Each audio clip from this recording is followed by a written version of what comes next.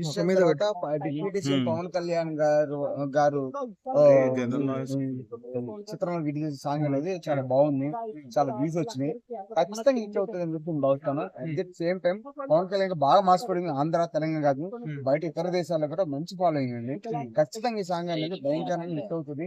YouTube లో ఇప్పుడు ఉన్నటువంటి గత పాలిటిక్స్ లో రాకముందు పాలిటిక్స్ వచ్చిన తర్వాత కూడా వేరియేషన్ చూసుకుంటే భయంకరమైన హిట్ అవుతుంది మేము భావిస్తా ఉన్నాం. అన్న ఇప్పుడు హరిహర వీరమల్లు సినిమా ఇప్పటి వరకు ఏ సినిమా కూడా ఉంది.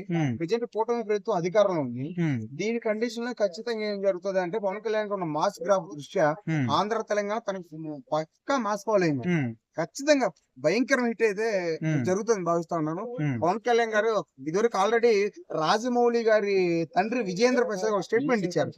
ఏంటంటే అందరి సినిమాలు ఫైట్ ఉండాలి, అయి ఉండాలి, డాన్సులు ఉండాలి అన్నాడు. కానీ పవన్ కళ్యాణ్ ఏం అవసరం లేదు, ఓన్లీ ఒక 2 సాంగ్స్, ఒక ఫైట్, ఒక యాక్షన్ సీన్ ఉంటే ఆటోమేటిక్ గా బాహుబలి మించి రేంజ్ సినిమా ఉంటుంది అని చాలని చెప్పేసి విజయేంద్ర ప్రసాద్ గారు గతంలో స్టేట్మెంట్ ఇవ్వడం జరిగింది. అండ్ ఇంకొకటి అన్న, ఇప్పుడు పవన్ కళ్యాణ్ గారు ఆల్రెడీ గతంలో నేను చెప్పాను, ఇప్పుడు కూడా చెప్పాను స్టేట్మెంట్ లో, అందరి సినిమాలకి ఒక సాంగ్ కావాలి, ఒక ఐటమ్ సాంగ్ కావాలి, ఒక యాక్షన్ సీన్ కావాలి, ఒక కామెడీ సీన్ కావాలి.